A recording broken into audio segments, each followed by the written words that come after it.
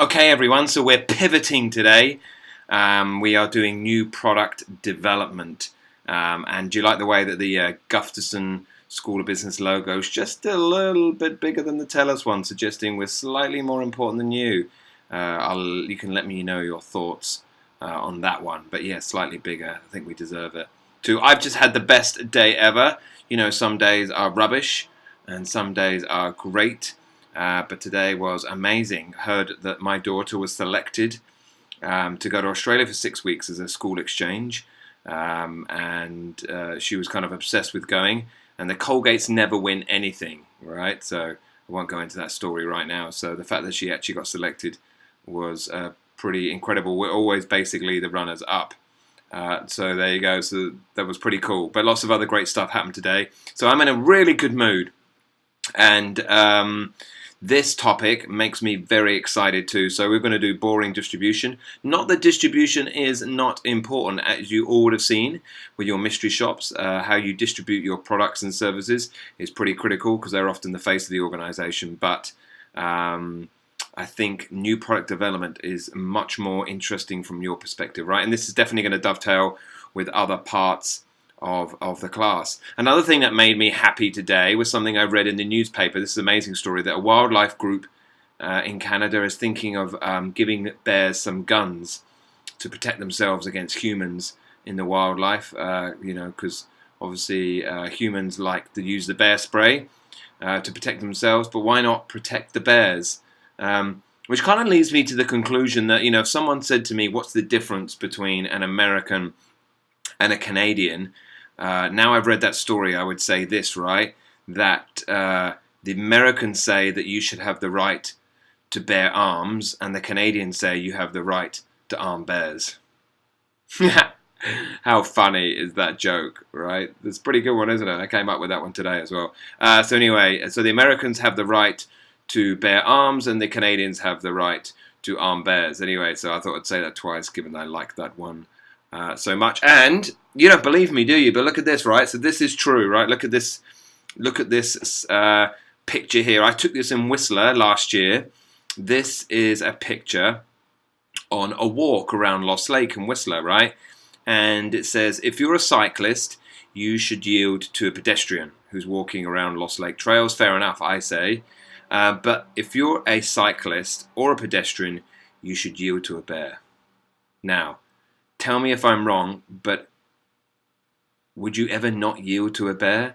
Would you really like pushing the bear in the way? Get out of the way, bear! I'm on this trail first. Go away. No, you wouldn't, would you? And if you do, you deserve to die. So there's no reason for having that sign in those two contexts. Anyway, but there you go. So I want you to think about that. And but again, that kind of shows how much Canadians like bears, doesn't it? Right? And that kind of fits with the story that I read in the newspaper today. So we're looking at service development, service innovations, and basically there are 6 different types of service innovations. And even this is kind of exciting, right? So, you know, basically what looks like a service innovation may not actually be a service innovation from our perspective. So I think when we think of innovations, we think of new services or new products, okay, things that have never been invented before. But really, that's very rarely the case. So major or radical innovations very rarely happen. You know, like the iPhone, they are very unusual. They don't come around very often. You know, startup businesses that are serving a different target market with a very similar service is more likely to happen. New services for the currently served market, right? So that's, you know, that could be an innovation as well, right? This is an innovation that maybe is or a product that's offered in a different market, but you are now introducing it into your market. In fact, what I read the other day, there's a really great book that's come out recently. I can't remember the title of it right now. It was from the same guy who wrote the Habit book that became very famous. And this book's about, you know, increasing productivity. But basically, one of the chapters is on creativity and innovation. And basically what they found is that most innovations and the most successful innovations come from bringing in old ideas into new areas.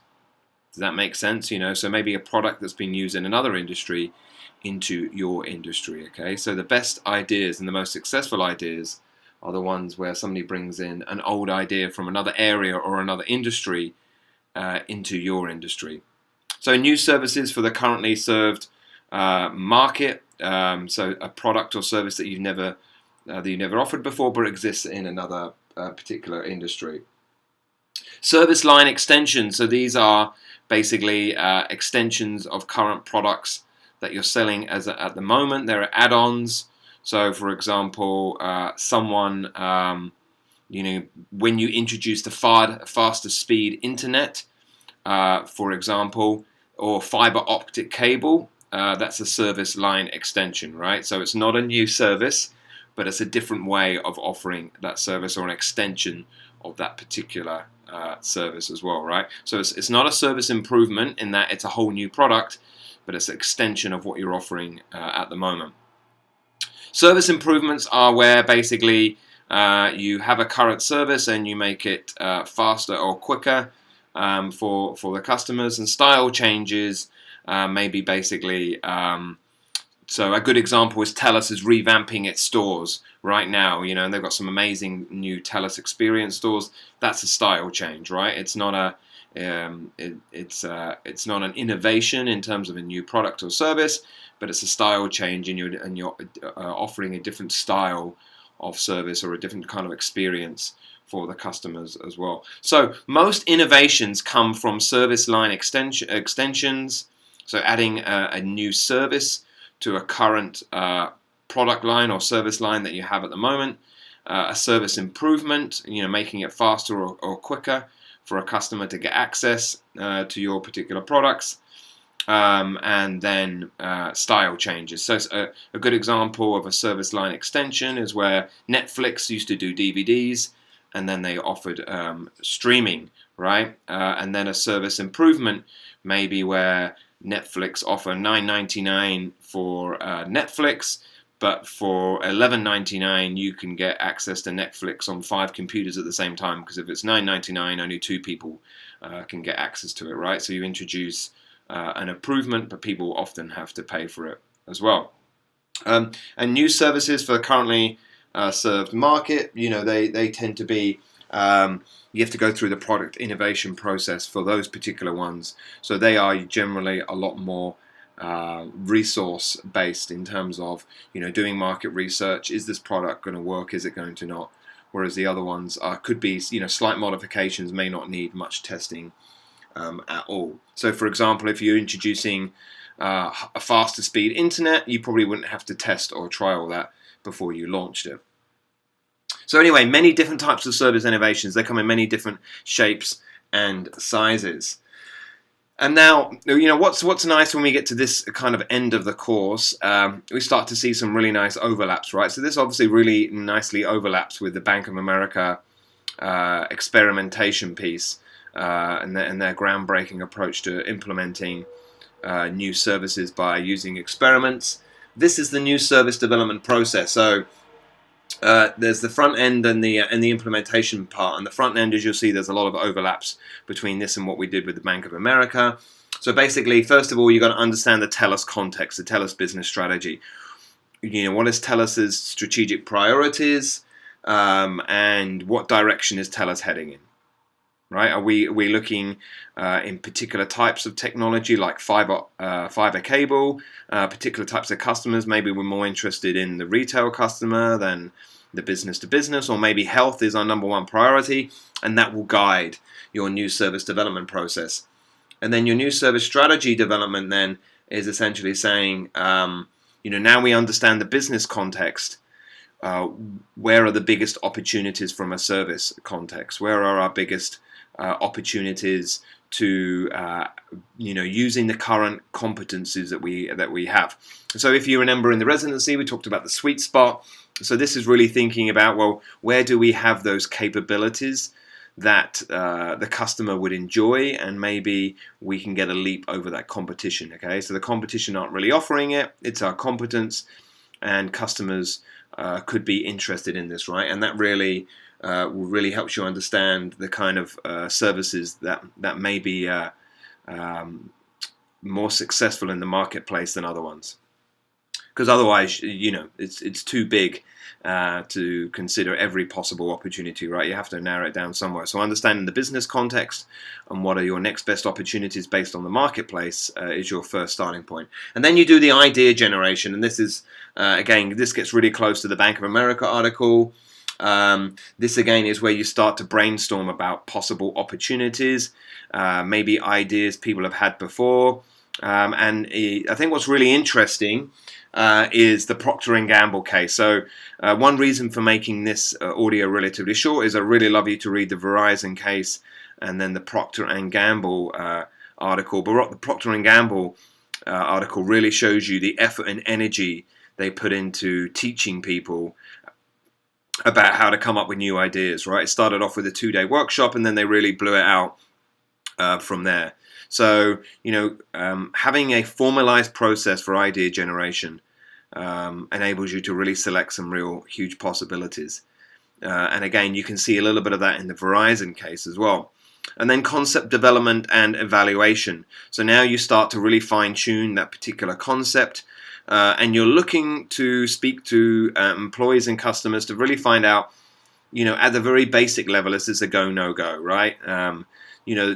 There are always things that may kill this very early on. Are customers willing to pay the price for this? Is it feasible from a channel perspective? Do we have the bandwidth to be able to do this? So at the very basic level, you're testing concepts with customers and employees to see if this is going to fly. And then obviously you work out whether you're going to make money from this, right? Is it feasible? Can it be profitable? Can we scale this up? And then obviously this is where you start the experimentation and the implementation phase. Conducting service prototypes, maybe roll it out in a particular store with a particular type of customer, with a particular part of the country, and then see if it flies from there, see what you learn, see if it's possible. If it doesn't, stop, right? And then kill it as quickly as possible. And again, as we talked about when it came to the Bank of America case study, the quicker you stop unpromising service concepts, the better off you are, right? The tendency is to hold on to them because someone may have their job attached to that concept as well. And then market testing, right? Then rolling it out across a number of markets, across a much broader audience. Roll it out using the proper marketing mix. What's the right pricing, distribution channels, and start to do some integrated marketing communications, social media, to see if you can have some real success with it, right? And then start to learn about what's working, what's not working, and get ready to pivot at any particular moment, right? So again, maybe not necessarily a full rollout, but certainly on a much bigger scale than when you were prototyping it. And then obviously commercialization. And then the post-introduction evaluation. Again, let's go back to the Pantene example, right? That we did in class, where Pantene... Why do I keep saying right on these videos, by the way? It's really annoying, isn't it? I probably said it at least 97,000 times in this course already. So post-introduction evaluation.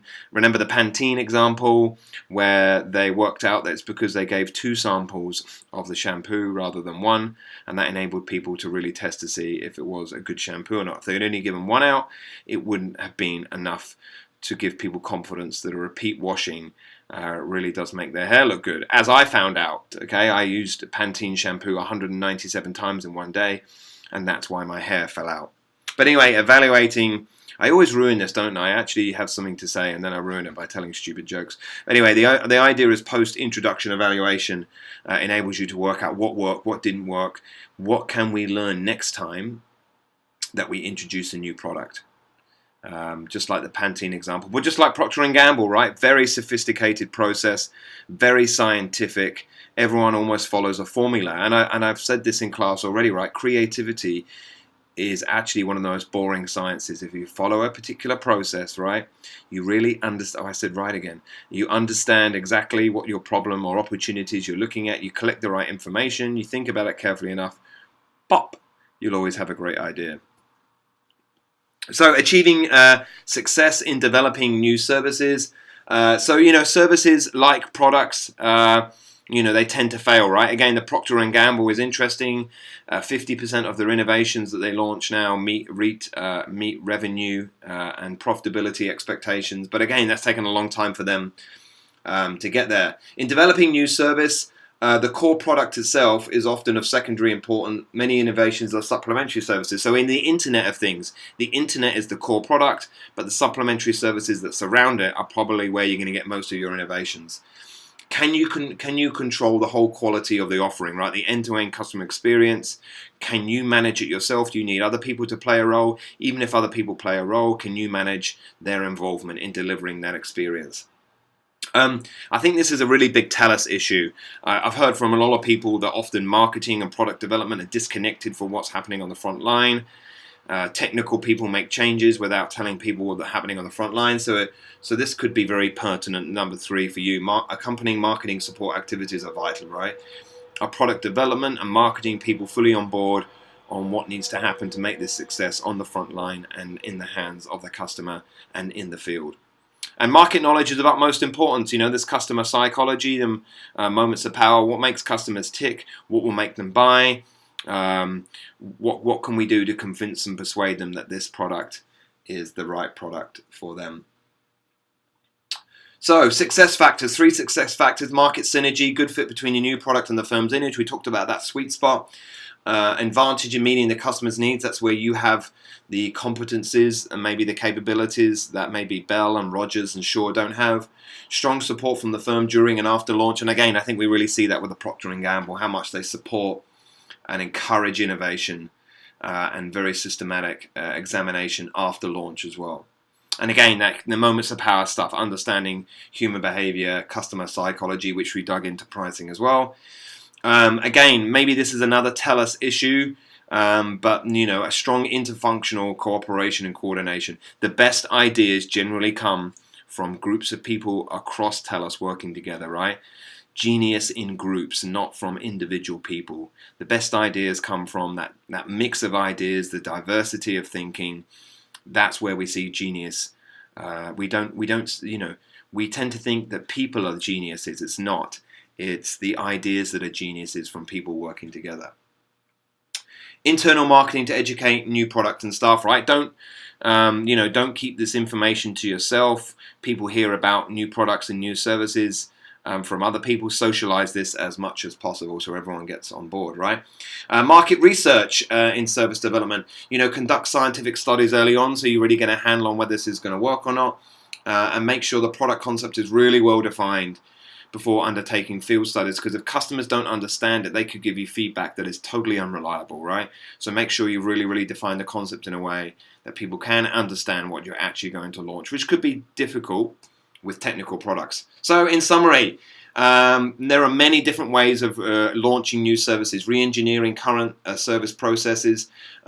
We may launch a physical product as an innovation in TELUS, or it could be a service product. Right? There could be a product or a service. And I said right again. Use research to help you design new services, really understand, observe customers, talk to customers, watch them behave, what are their pain points. I always like to think of it as pains and gains. What are the pain points of customers at the moment and how can we overcome them? And what are the gains that they can get from using these products, right? Pains and gains is a really nice way of thinking about what you need to think about in a market research context. And understand how to achieve success in new service development, right? And again, Procter & Gamble, what an awesome, awesome article in terms of how much do they summarize that last point, right? They really understand how to achieve success in new product development, and they've done it successfully, and they've really seen some increases from that, and I think it's a wonderful article, and this is a wonderful topic. Someone mentioned to me that the interesting thing about the TELUS MBA is that there's some cliques starting to form between some of the people in the TELUS MBA, which I think is really nice, right? Because we all need cliques from time to time. But let's not take it too far, right? Let's not isolate each other from each other. Okay, let's all stay as one big group. Because I despise cliques for the reasons that only my 4 closest friends will ever truly understand. Thank you very much.